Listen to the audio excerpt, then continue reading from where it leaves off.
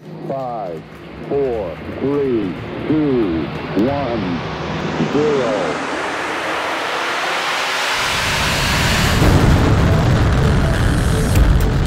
All engine running. Liftoff. We have a liftoff.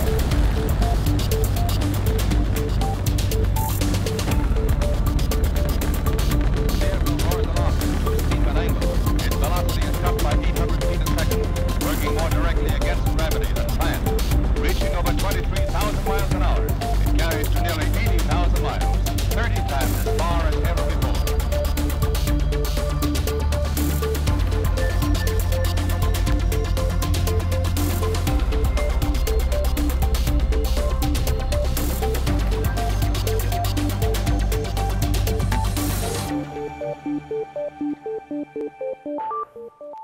Bonjour Ty Chris, merci de nous rejoindre. Bonjour, bonjour.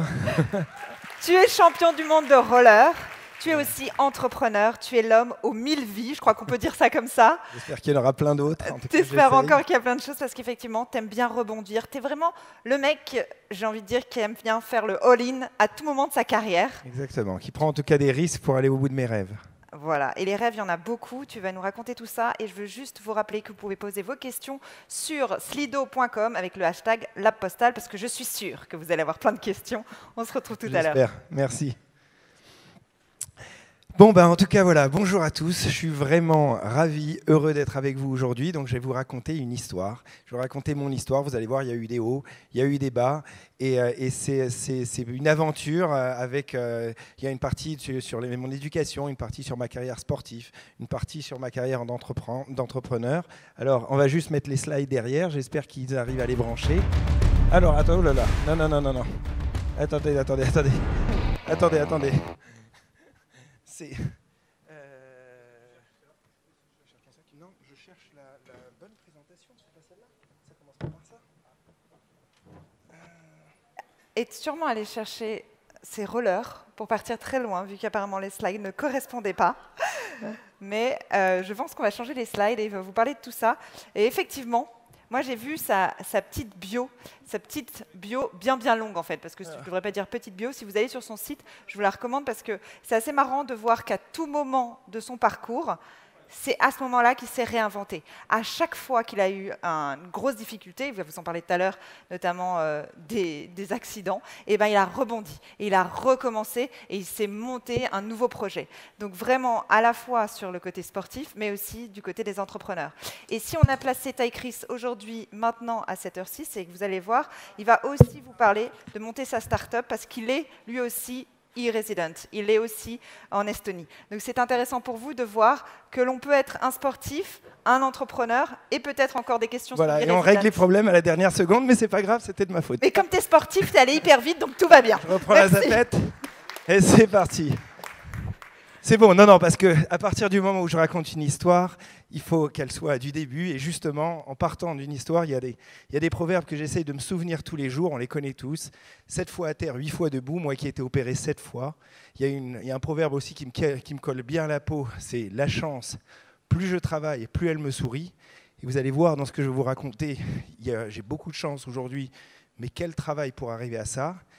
Et il y en avait un, ils ne savaient pas que c'était impossible, alors ils l'ont fait, ou celui par exemple demandait là, je ne perds jamais, soit je gagne, soit j'apprends.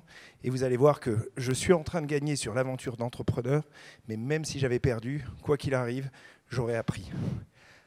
Désolé, je suis un peu essoufflé, le fait d'avoir couru.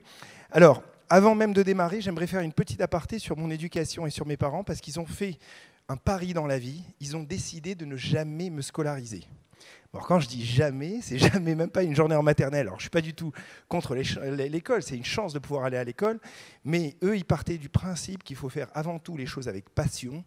Et malgré que je n'avais pas de diplôme, pas d'expérience dans les affaires, on n'avait pas spécialement d'argent, on est arrivé en France quand j'avais 5 ans, etc. Donc j'avais aucune chance finalement pour réussir dans la vie. Mais ils avaient une vision de la vie sans barrière. C'est-à-dire qu'ils se disaient, on croit en toi, on te fait confiance, et va au bout de tes rêves et tout est possible. Donc finalement, malgré que j'avais aucun bagage à la base, j'avais aucune peur de la vie, aucune barrière et surtout beaucoup de rêves. Et donc en étant gamin, j'ai commencé à toucher à tous les sports inimaginables Et j'ai fait du tennis, du piano, j'étais même professionnel de magie pendant quelques années. Et j'ai fait du roller avec mon frère au pied de la Tour Eiffel à l'âge de 5 ans. Et en grandissant, j'ai dit à mes parents, c'est ça que je veux faire. J'ai envie de devenir champion de roller. Et eux, malgré qu'on n'avait pas d'argent, qu'ils n'avaient aucune peur du lendemain, ils me disaient, si c'est vraiment ta passion, fonce, on croit en toi. Et donc j'ai commencé à m'entraîner. Et heureusement, la mode du roller en ligne a commencé à exploser en Europe. Et donc grâce à ça, je me suis retrouvé sponsorisé, à voyager, à faire des compétitions un peu partout et à être comme ça pendant 15 ans champion de roller. Alors justement, on va regarder la petite vidéo, regardez.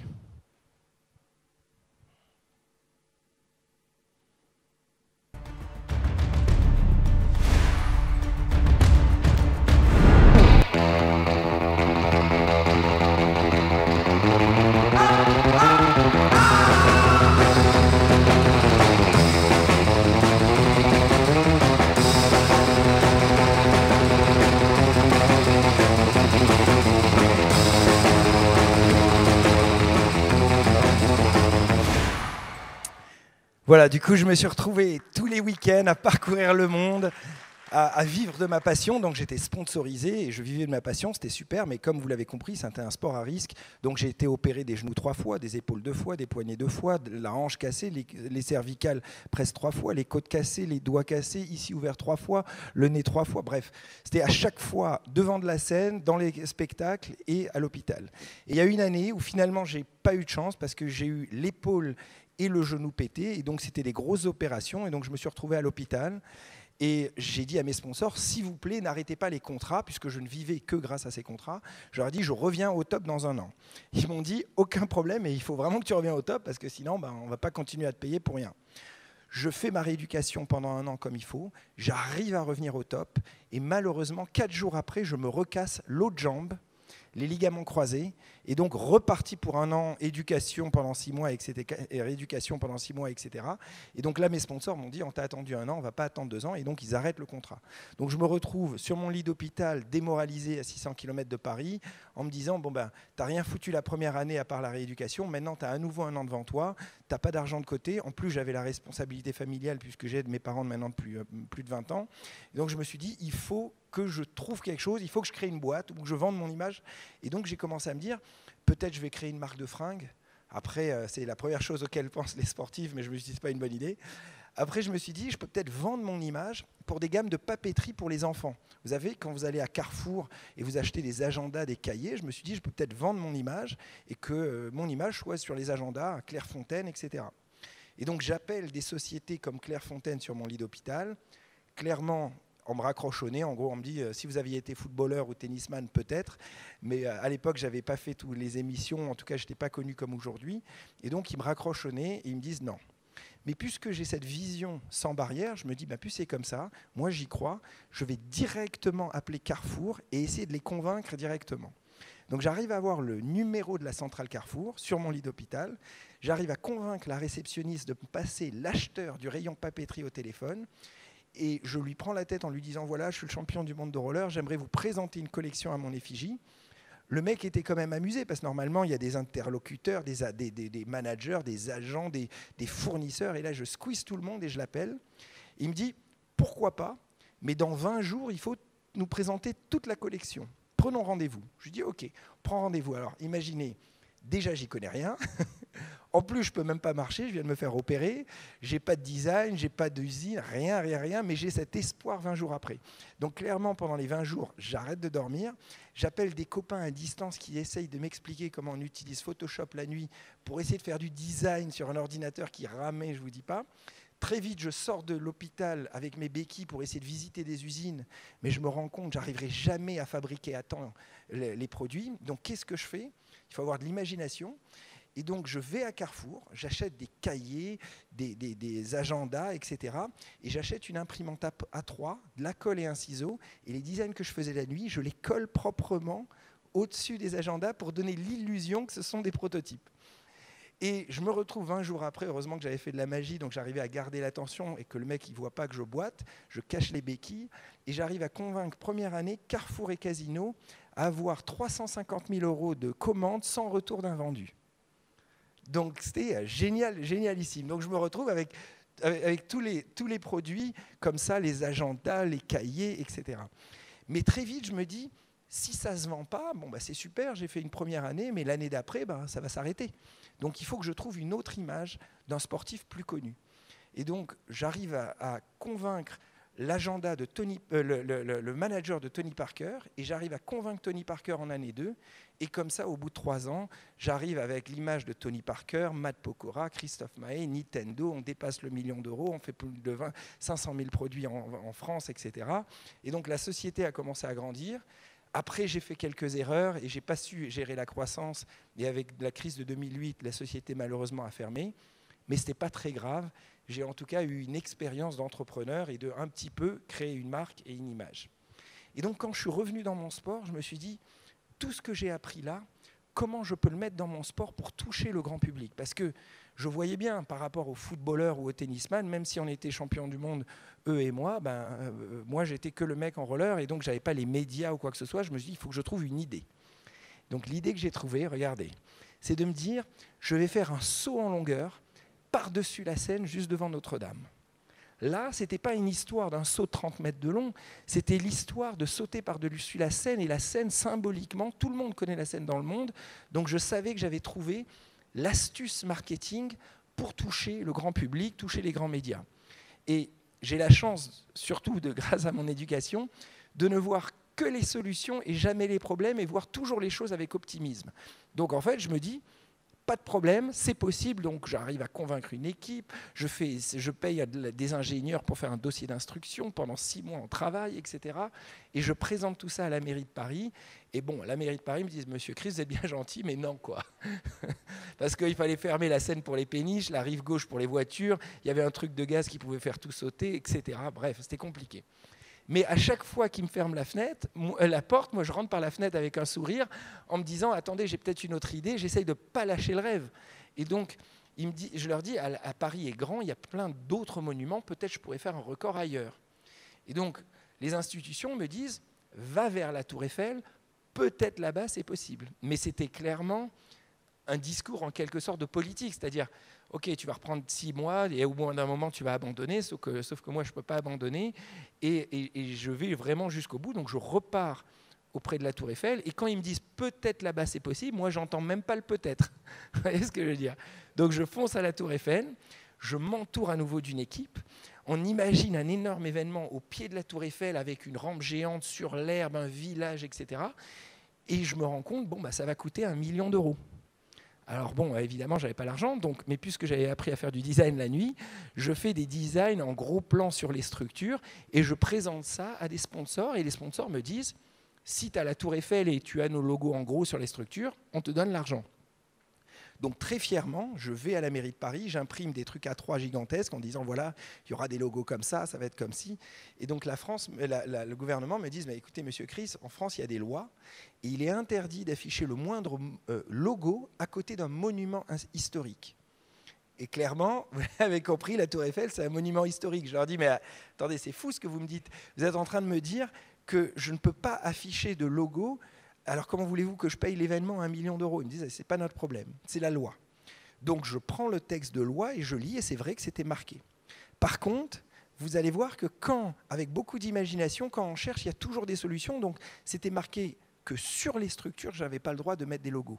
Mais ce n'était pas marqué sur mon t-shirt que je n'avais pas le droit. Et alors après, 1 million d'euros pour un petit logo sur un t-shirt, c'est cher payé, vous voyez.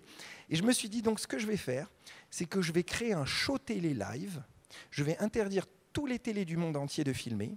Et puisque je vais faire une émission télé en direct, je vais m'assurer que mes caméramans filment en gros plan le logo suffisamment longtemps à la télé.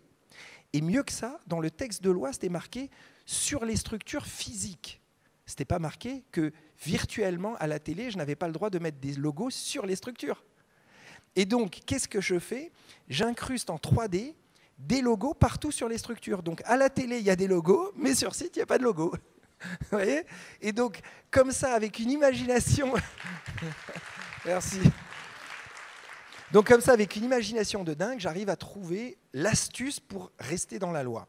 Sauf que l'autorisation ne vient pas, et le maire de Paris me répond par une lettre officielle, et il me dit, je suis désolé, non, ce n'est pas possible. Et donc, il m'écrit la lettre et il m'explique pourquoi c'est pas possible. Donc, en gros, il me dit, tu peux pas toucher l'herbe du champ de Mars. C'était compliqué. Johnny avait explosé l'herbe. Ça coûtait 200 000 euros pour le refaire. Mais même en les payant, je ne pouvais pas le refaire. Je ne pouvais rien mettre sous la tour Eiffel. Et donc ça, en gros, c'était l'excuse officielle. Et donc je me retrouve dans une situation où tout le monde, en quelque sorte, abandonne parce que tout le monde se dit, en tournant rond, on n'aura jamais l'autorisation, mais moi je refuse d'abandonner, et donc je vais au pied de la tour Eiffel avec dans une main la lettre du maire de Paris et dans l'autre main le dossier d'instruction, et je me dis donc, je ne peux rien mettre sous la tour Eiffel, je ne peux pas toucher de l'herbe, donc j'ai encore entre le début de l'herbe et le début de la tour Eiffel.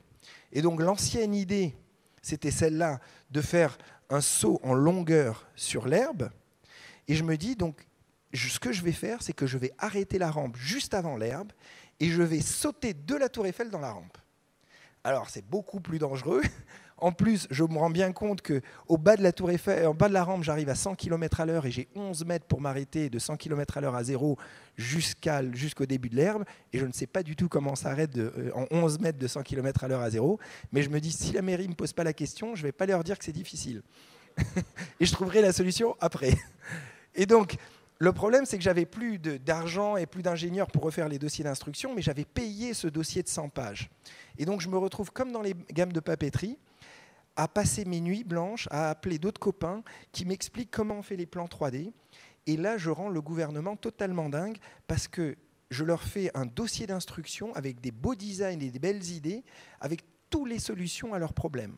Par exemple, ils me disent, on ne peut pas fermer la route en bas. Bah, très bien, je fais un pont et les voitures peuvent passer en dessous. Ils me disent, tu ne peux rien accrocher à la tour Eiffel. Il y a des lois en France, tu veux sauter de la tour Eiffel, tu ne peux pas y mettre une structure. Je leur dis, mais attendez, c'est compliqué. Comment voulez-vous que je saute de la tour Eiffel si je ne peux rien y accrocher? Ils me disent, c'est la loi, il n'y a aucune assurance au monde qui va assurer la tour Eiffel. Imaginez que votre structure fasse tomber la tour Eiffel, vous voyez? C'est pas possible. Donc qu'est-ce que je fais? Je fais monter 2 bras métalliques qui font monter une nacelle qui s'arrête à 20 cm de la tour Eiffel pour donner l'illusion que cette nacelle y est accrochée. Mais en réalité, c'est comme un mât de bateau. Etc., etc. Et en parallèle de ça, la journée, je le passe au pied de la mairie de Paris à essayer de voir tous les gens à qui j'ai envoyé des mails, à qui j'ai essayé d'appeler pour obtenir une réunion avec le maire de Paris. Et au bout d'un moment, le maire de Paris craque et je me retrouve donc en tête-à-tête avec Bertrand Delanoë dans son bureau. Et donc, quand j'arrive dans son bureau, ses équipes techniques lui ont fait une note juste avant en lui disant « Bon, en gros, il a trouvé les solutions à tous nos problèmes. Donc, c'est possible à faire. » Et donc Bertrand me dit, écoute, visiblement c'est possible, mais si tu veux que je te donne l'autorisation, tu dois me prouver qu'il ne t'arrivera rien. Et je me mets à sa place, il a tout à fait raison. S'il signe en bas de la page et que je me tue en direct, c'est sa responsabilité en quelque sorte. Et donc je ne savais pas comment faire, on était avant l'été, je lui dis, écoute, je ne sais pas, mais je vais trouver une solution. Et donc tout l'été, je me dis, qu'est-ce que je vais faire? Je vais créer la même rampe sur un terrain vague. Je vais répéter le saut 500 fois tous les mois, le filmer et envoyer la cassette vidéo au maire de Paris. Si le maire de Paris, il voit sur son bureau une cassette vidéo où il voit 500 fois le même saut pendant des mois, au bout d'un certain moment, il va se dire c'est bon, il maîtrise. Vous voyez ? Donc j'ai trouvé avec cette technique l'astuce pour avoir l'autorisation impossible. Et donc c'était le 29, si je me rappelle bien, octobre ou quelque chose comme ça, où j'ai, voilà, 19 novembre, où j'ai eu enfin l'autorisation impossible de sauter de la tour Eiffel. Et au-delà de l'aspect technique, parce que là je vous ai raconté l'aspect technique, mais ce qui fait vraiment la différence, ce qui a fait la différence sur les gammes de papeterie, ce qui a fait la différence à la tour Eiffel, c'est que j'ai réussi un par un à mettre à bord tous les gens de mon rêve, de mon train, c'est-à-dire que ce soit de l'assistance, de l'ingénieur technique, etc., j'ai réussi à les toucher émotionnellement, à leur dire qu'en me donnant cette autorisation, j'allais faire rayonner la France dans le monde avec un événement comme ça pour donner incroyable, etc. Et donc j'ai réussi à faire accepter quelque chose normalement d'inacceptable. Alors, même si j'avais l'autorisation, après il fallait le fric. Donc je rappelle le sponsor, c'était SFR à l'époque, et SFR me dit, ok, le seul problème c'est qu'on a prévu de donner le budget à la Coupe du Monde de foot. Donc si tu veux avoir ton budget, ben, il faut que la France perde et ne se qualifie pas. Et donc, vous vous rappelez le match où Thierry Henry avait à l'époque mis la main? Vous vous rappelez de ce match-là? Ben voilà, j'étais devant ma télé à espérer que la France perde. Et donc le lendemain, je perds mon budget parce que voilà, la France est qualifiée comme ça. Donc je me retrouve dans une course contre la montre parce que si j'ai pas l'argent, je peux pas fabriquer la rampe d'entraînement, etc. C'est le cercle infernal. Et je me rends compte que j'arriverai jamais à trouver autant d'argent. Donc il faut que je trouve une solution extrême. Donc qu'est-ce que vous auriez fait à ma place quand vous avez un événement qui coûte 1 million d'euros et que vous en trouvez beaucoup moins? Alors sûrement, et c'est pour ça que j'ai commencé avec mon éducation, c'est que le fait de voir la vie d'une façon un peu inhabituelle, eh ben, j'ose essayer des choses inhabituelles. Et donc là, ce que j'ai fait, c'est que j'ai été voir tous les fournisseurs et je leur ai dit, faites-moi gratuit. Eh ben, je vous assure, ça a marché. Un par un, j'ai fait des coupes de 80 000, 50 000, 30 000. Alors les gens qui ont travaillé sur l'événement ont été payés, mais j'ai réussi pareil à mettre à bord de mon train chacun des fournisseurs en leur disant de toute façon, si vous ne m'aidez pas, ça ne se fera jamais. Et si vous m'aidez, je le dirai dans les médias, etc., etc. Et donc petit à petit, j'ai réduit le budget de l'événement en économisant des sommes incroyables. Mais à la fin, ça ne suffisait pas et il manquait encore 150 000 euros. Et j'avais heureusement un sponsor qui me payait cette somme, c'était tout ce qui me restait. 1 an et demi après. C'était le seul argent finalement qui me restait. Et donc je me suis dit, de toute façon, un rêve n'a pas de prix. Donc j'ai appelé le sponsor, j'ai dit, vous avez mon image gratuite pour les prochaines années, mais s'il vous plaît, donnez-moi l'argent maintenant pour l'événement. Donc j'ai clairement perdu 150 000 euros pour le faire. Mais voilà, comme on dit, un rêve n'a pas de prix. Et donc là, les vrais ingénieurs ont commencé à construire l'événement. Ils ont commencé à travailler sur cette rampe géante. Alors de voir une rampe de 30 mètres de haut sur un design 3D, c'est quelque chose, mais de le voir en réalité, c'est beaucoup plus compliqué. Alors, petite parenthèse non négligeable, les 2000 sauts que je devais faire au maire de Paris sur la rampe d'entraînement, finalement, je n'ai pas pu les faire. Parce que je n'avais pas l'argent et le temps pour le faire. Donc j'ai dû trouver une autre solution pour convaincre le maire de Paris de quand même me laisser le faire sans les 2000 sauts d'entraînement. Et je lui ai dit que j'allais faire 2000 sauts à l'élastique, ce que j'ai fait. Mais clairement, ce n'est pas pareil. Mais ils ont accepté. Donc finalement, le jour J, je ne l'avais jamais fait. Le jour J, j'arrive au pied de la Tour Eiffel sur cette rampe qui fait 30 mètres de haut. Et quand je suis monté, rien que sur le bord de la rampe, je n'arrivais même pas à être debout sur le bord. Parce que 30 mètres, c'est que vous imaginez ce que c'est. Avec le vent, etc., j'étais allongé. Il fallait en plus que je saute 10 mètres au-dessus. Je me suis dit, comment je vais faire? Et en plus, le lendemain, je vois que 100 000 personnes viennent au pied de la rampe. Donc la pression, elle est réelle. Alors, je n'ai pas touché l'herbe, comme vous avez vu. Et il y a le dernier problème qui n'était pas négligeable, c'est qu'il fallait que j'apprenne à freiner de 100 km/h à 0 à 11 mètres. Et donc j'essaye sur un terrain vague avec un airbag, etc. Ça marche à moitié. Et la veille au soir, je me retrouve à l'hôpital à 2 doigts de me casser la jambe dans le freinage de cet airbag. Donc finalement, on met l'airbag plus loin, je mets un marquage, je me laisse tomber pour essayer de freiner, etc. Ça gâchait un peu le saut, mais au moins c'était un peu plus de la sécurité. Et donc je me retrouve le lendemain, après avoir passé la nuit à l'hôpital, sur cette nacelle qui tangue avec le vent comme un mât de bateau, à 40 mètres de haut. Et on peut être préparé autant qu'on veut, on a les jambes qui tremblent. Vraiment, c'est un saut à l'élastique, sauf que là, il n'y a plus d'élastique, vous voyez. Et donc, comment on fait pour arriver à manipuler son cerveau? Donc, en fait, ce que je me suis dit, c'est que je me suis dit, de toute façon, Taïg, tu vas sauter. Tu n'as pas fait tout ça pour te dégonfler devant 100 000 personnes, tu as mis toutes tes économies, etc. Donc, finalement, au point où tu en es, que tu aies peur ou que tu n'aies pas peur, le résultat va être le même. Donc, au point où tu en es, autant ne pas avoir peur. Vous voyez, ça dépasse la logique. Après, je me suis dit, qu'est-ce qui peut normalement t'arriver? Normalement, tu ne devrais pas mourir. Mais par contre, un bras et une jambe cassée, tu as de très, très, très fortes chances que ça arrive. Et je me suis dit, tu as eu ça tellement de fois, tu connais le processus, c'est pas très grave. Donc, j'ai dédramatisé la peur de l'accident. Et le troisième truc, je me suis dit quand même, c'est pas tous les jours qu'on peut en quelque sorte se prendre un peu pour Superman, vous voyez. En tout cas, toucher la Tour Eiffel dans une main, avoir un micro pour parler à tout le monde, sauter comme ça dans les airs. Donc je me suis dit, ne gâche pas ça avec la peur. Et le fait de m'être manipulé comme ça, je vous assure, j'avais plus du tout peur. Allez, on regarde l'événement et vous allez voir, il y a même un deuxième événement au Sacré-Cœur après. Regardez.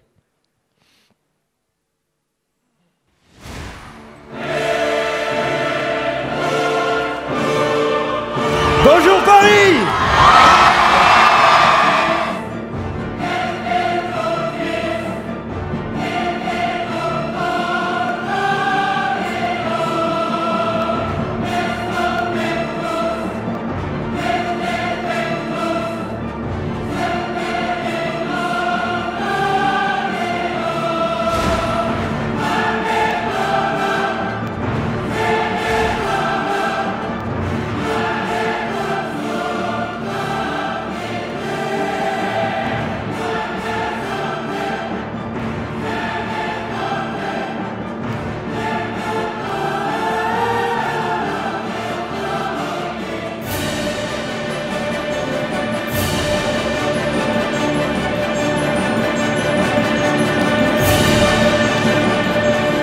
Voilà les sauts diaboliques. Je vous raconte juste une mini anecdote sur le deuxième saut. En fait, c'était impossible d'avoir l'autorisation parce qu'il y avait des carrières sous le Sacré-Cœur. Il y avait des carrières sous le Sacré-Cœur. Et donc, les autorités m'interdisaient de donner l'autorisation parce qu'ils avaient peur que ça s'effondre et je ne pouvais pas faire des tests de sol. Juste pour vous dire comme quoi, avec l'imagination, on trouve tout. L'idée finalement que j'ai eue, c'est d'abaisser la rampe, mettre des lattes de bois qui répartissent le poids sur le même poids que les touristes qui marchent au Sacré-Cœur. Et là, j'avais trouvé l'astuce, donc j'ai dit, bah, vous voyez, ça ne peut pas s'effondrer puisque ma structure fait le même poids que tous les touristes. Vous voyez, comme quoi, à chaque fois, avec des idées folles, on y arrive. Après, il y a eu d'autres idées. Ah oui, alors, attendez, parce qu'ils ont passé sur les vidéos. Attendez. On va passer, hop. Voilà, après, il y avait d'autres records que j'ai essayé de faire, mais là, je n'ai pas eu l'autorisation. Je voulais sauter de 150 mètres de haut sur le Rockefeller Center, faire un saut à l'élastique, décrocher l'élastique dans l'air, tomber sur une rampe, mais bon, je ne sais pas pourquoi je n'ai pas eu les autorisations. Après, il y a eu une petite vie de cascadeur, en quelque sorte. Je vous montre quelques images et après, je vous parle de l'aspect entrepreneur. Regardez.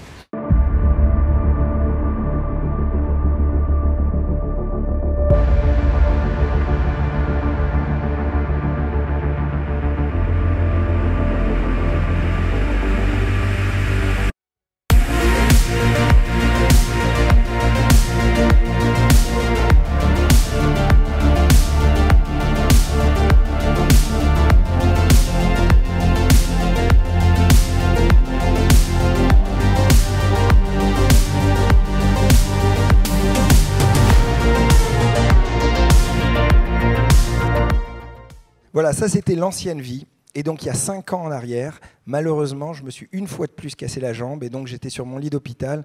Et je me suis dit, bon, bah, c'est super, tu as tourné ces différentes pages, mais maintenant il faudrait que tu aies une nouvelle Tour Eiffel en quelque sorte, une nouvelle aventure. Et donc je vais essayer de me lancer dans l'entreprise et je vais écrire une sorte de formule magique. Alors si un jour vous voulez créer une boîte, franchement, notez ces 8 points. Et ces 8 points étaient en quelque sorte l'architecture pour justement créer mon idée. Donc le premier point, je me suis dit, il faut que je me lance dans la plus grande industrie au monde. Parce qu'on peut être dans les plus grandes industries. Moi, j'étais à chaque fois dans les sports extrêmes. Et donc, finalement, c'était 10 fois plus dur qu'un footballeur ou un tennisman pour sortir mon épingle du jeu. Donc là, le premier point, je me suis dit, je vais choisir les télécoms. Au moins, je suis sûr de ne pas me gourer. Le deuxième point, je me suis dit, il faut arriver à ubériser cette industrie. Alors quand je dis ubériser cette industrie, vous voyez, Uber est le plus grand réseau de taxis au monde, mais ils ne sont pas propriétaires des voitures. Airbnb est le plus grand réseau d'hôtels au monde, ils ne sont pas propriétaires des murs. Donc je me suis dit, est-ce que je peux créer le plus grand opérateur mobile au monde sans être propriétaire des antennes et quand même les utiliser gratuitement comme fait Uber ou comme fait Airbnb? Le troisième point, on est dans un monde où l'expérience utilisateur est roi. Si vous inventez quelque chose qui est simplement plus simple pour les gens, normalement, ça va marcher. Donc je me suis dit, mon idée va sûrement se diriger vers les applications parce que les applications améliorent finalement l'expérience utilisateur. Le quatrième point, c'est être propriétaire de sa marque. Ça, quand j'avais eu par exemple l'image de Tony Parker et que j'avais perdu au bout de 3 ans l'image de Tony Parker, j'avais eu un grand trou dans mon chiffre d'affaires. Donc je me suis dit, pas 2 fois la même erreur, il faut que je crée une marque où j'en sois le propriétaire. Et que cette marque, 5e point, puisse se vendre de la même façon dans tous les pays. Parce que par exemple, Tony Parker se vendait bien en France, mais au Japon, il fallait trouver le Tony Parker japonais, vous voyez. Donc je me suis dit, il faut que je crée une marque qui soit vendable de la même façon partout dans le monde. Le 6e point, c'est la distribution. C'est-à-dire qu'on peut avoir, moi qui ai travaillé en grande distribution, il fallait que j'arrive à convaincre Carrefour en France, Leclerc aux États-Unis, c'était Walmart. Avant de vendre le produit dans tous les pays, c'était un enfer. Donc je me suis dit, il faut que je choisisse une industrie où je peux tout de suite vendre dans tous les pays. C'est pour ça que j'ai choisi les applications, parce que je me dis, les applications, même si on donne 30% à Apple et Google, tout de suite, on le met dans le monde entier. Le 7e point, c'est un produit digital qui puisse se vendre 24 heures sur 24 sans augmenter les charges. Je vous donne un exemple. Si vous avez des magasins Starbucks, des restaurants Starbucks, si vous voulez vendre des millions de cafés, déjà, le restaurant, il est ouvert que du lundi au samedi, il n'est pas ouvert le soir et les week-ends. Vous n'allez pas pouvoir vendre des millions de cafés, à moins d'ouvrir plein de Starbucks et donc augmenter les salaires, le nombre de salariés, le nombre de charges. Alors que quand on prend un produit digital à la Spotify, ils ont le même nombre d'ingénieurs, ils peuvent le vendre à 5 heures du matin, 1 million de forfaits, ça ne leur change rien. Ils vont toujours avoir le même nombre d'ingénieurs. Donc je me suis dit, voilà, il faut que je choisisse un produit qui a vraiment une croissance mondiale sans limitation de temps, d'heures et finalement d'équipe ou de charge. Et le 8e point, qui est le plus facile à dire et le plus dur à trouver, c'est clairement il faut inventer quelque chose qui n'existe pas. Donc en fait, j'ai mis ces 8 points et je me suis dit, donc ma nouvelle idée, si elle rentre là-dedans, au moins je serai sur des bonnes bases. Et donc, l'idée que j'ai eue, puisque j'avais choisi Télécom, j'ai appelé ça le Cloud Number. Alors, qu'est-ce que c'est que le Cloud Number? Mon idée, mon analyse, c'était de me dire, on est dans un monde où tout est dans le cloud. Nos musiques sont dans le cloud avec Spotify, nos mails sont dans le cloud, nos fichiers avec Dropbox, nos films avec Netflix, tout est dans le cloud, sauf notre 06, notre numéro de mobile, lui, il est coincé dans cette petite carte en plastique. Ce qui est le Moyen-Âge. Je me suis dit, mais comment ça se fait qu'on a des téléphones aussi intelligents et que notre 06 est coincé dans la carte SIM en plastique? Donc je commençais à rêver, je me suis dit, je vais inventer un système que je vais appeler Cloud Number et je vais mettre les numéros de mobile dans le cloud comme une adresse email. Le problème, c'est quand on est tout seul, sur son lit d'hôpital, qu'on n'y connaît rien, qu'on n'a pas d'argent spécialement de côté, on n'a pas de formation là-dedans, par où on démarre? Alors il m'a fallu 6 mois pour trouver le nom du job du mec qui sait. Je ne savais même pas à qui demander, vous voyez. Demander à des ingénieurs, il me dit, mais des numéros, j'en sais rien, il faut demander à SFR ou Orange. Au bout de 6 mois, j'ai compris que c'était ce qu'on appelle un chef architecte télécom. Donc j'ai réussi à en trouver un. Je lui ai dit, est-ce que tu peux me dire si mon idée est faisable? Il m'a dit, oui, c'est 1 500 € par jour. Je lui ai dit, bon, est-ce qu'en 2 jours, 3 jours, c'est possible? Il me dit, OK. Donc, il me fait toute une analyse et il me dit, écoute, c'est possible à faire. Soit tu vas voir les très gros Orange, SFR, et la bonne chance, tu es parti pour un tour de grand 8. Soit tu le fabriques toi-même, mais il faut créer un opérateur mobile mondial. Il n'y a qu'un opérateur qui peut le faire. Dans ma tête, je ne peux pas le créer, je suis tout seul, je n'ai pas d'argent, les opérateurs, ça vaut des milliards. Et il me dit, non, avec quelques dizaines de millions d'euros, tu peux arriver à en fabriquer un. Et donc, il me dit, tu peux peut-être signer avec un petit opérateur où tu leur sous-loues la techno au départ. Et donc, je vais voir un petit opérateur français, je leur fais signer un NDA, je leur dis, est-ce que vous pouvez me donner accès aux antennes? Ils m'ont dit, oui, ça va te coûter 150 000 € et à peu près 10 à 20 000 € par mois. Et avec ces 2 éléments, l'espoir de le faire, et cet ingénieur qui me dit que c'est possible, et la société qui me dit, si tu payes, on fabrique la brique, j'ai tout arrêté, je me suis enfermé chez moi, j'ai fait un dossier de présentation, etc. Et j'ai été voir des fonds d'investissement. Alors les fonds m'ont reçu, parce qu'ils se sont dit, il va nous présenter un truc sur les sports extrêmes. Alors déjà, ils me voient arriver en béquille et je leur dis que je veux créer un opérateur mobile mondial. Alors ils ont explosé de rire et ils m'ont dit au revoir, vous voyez. Ils n'ont pas compris comment moi j'arrive à présenter un truc dans les télécoms.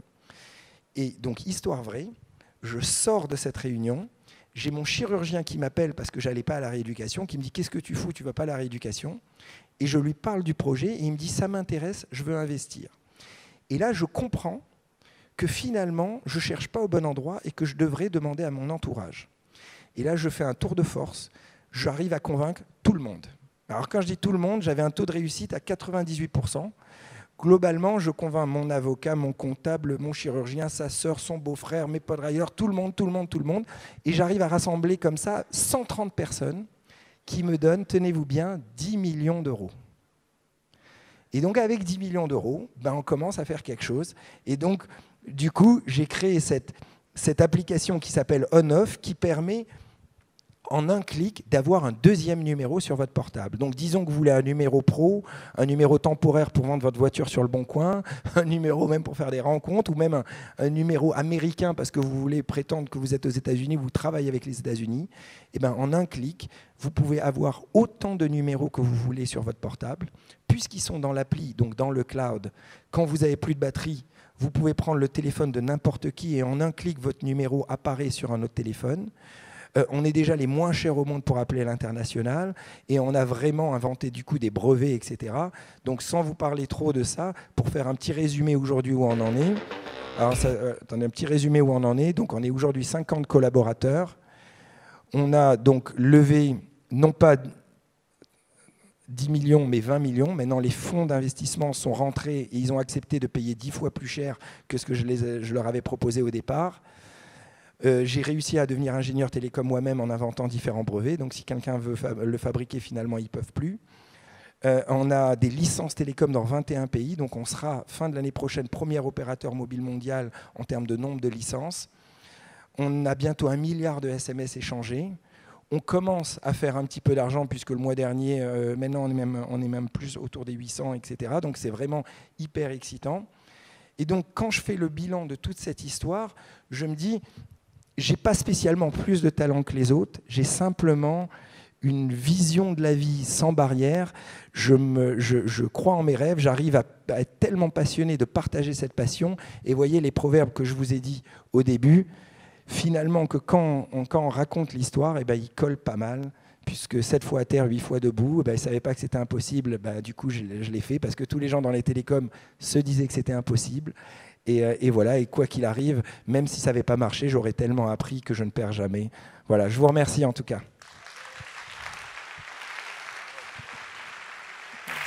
Alors effectivement, c'est très malin. Je crois que vous avez passionné, tu as passionné toute l'audience. Il y a eu des cœurs même sur Slido. Une question, parce qu'on manque de temps.